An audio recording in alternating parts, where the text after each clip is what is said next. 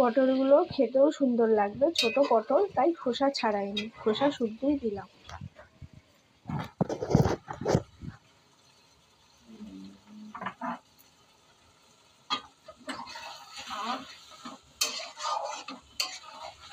পরে চাইলে একটু নুনটা বাড়াতেও পারি, একটু টেস্ট করে দেখে নেবো মশলার কাঁচা গন্ধ রয়েছে কিনা।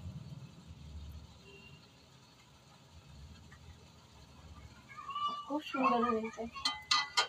এবার আমরা পরিমাণ মতো জল দিয়ে দেবো।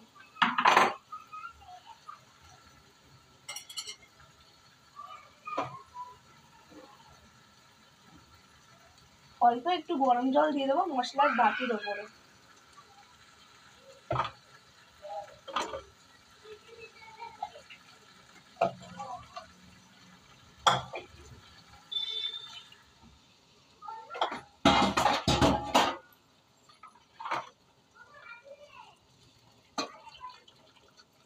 এবার পরিমাণ মতো আমি জল দিয়ে দেবো।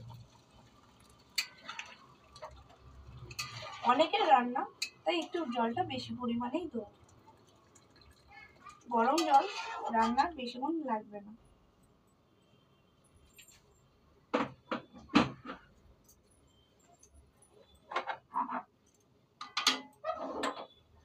বন্ধুরা, রান্নাটা আমি এরকম কালার এসছে দেখুন।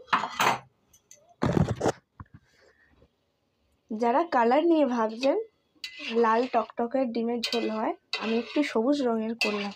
ক্যাপসিকাম, পটল, একটু নতুন ধরনের। মুখ যাদের ভালো লাগে না একদিন একঘেয়ে খাবার খেয়ে, তাদের জন্য এই খাবারটা খুবই ভালো। আপনারা বাড়িতে ট্রাই করে বলবেন, আমাকে কমেন্টে বলবেন প্লিজ কেমন লাগলো ট্রাই করার পর।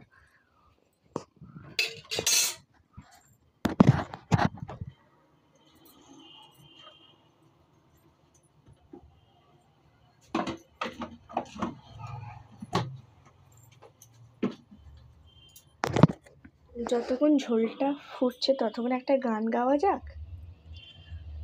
তুমি আরো যদি ভালোবাসো,